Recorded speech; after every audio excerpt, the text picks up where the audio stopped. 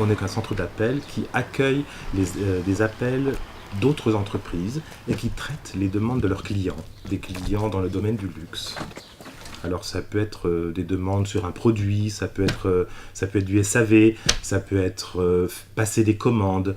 À côté de ça, on fait du mailing, on fait plein de choses comme ça, du mailing par poste aussi. Et aujourd'hui, pour traiter tout cela, on a une vingtaine de collaborateurs pour une vingtaine de clients. On doit avoir accès aux bases de données de nos clients et au système informatique de nos clients. Jusqu'à un certain volume, on s'est contenté de l'ADSL. Et puis, avec le volume augmentant l'année dernière, il a été absolument nécessaire de considérer la fibre. Donc, une demande a été faite.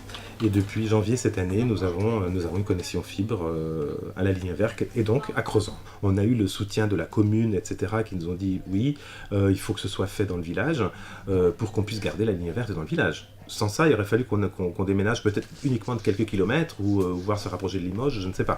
Donc il était important d'avoir aussi le soutien de la commune, de la communauté des communes, etc., pour convaincre Orange d'installer cette fibre à Crozant. Alors que Crozant, effectivement, petit village, nous sommes la seule entreprise, à part quelques tout petits commerces, qui n'ont pas forcément besoin de la fibre pour travailler, mais nous, c'était indispensable.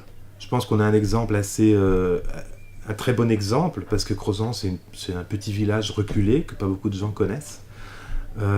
Et ça a été possible. Et aujourd'hui, je vais peut-être vous donner une petite anecdote, mais j'ai mes clients qui viennent quand même régulièrement nous rendre visite de Paris. Alors, on a la chance, c'est 3 heures de train jusqu'à la Souterraine. Ça, c'est important aussi, hein, c'est un élément qui était très important.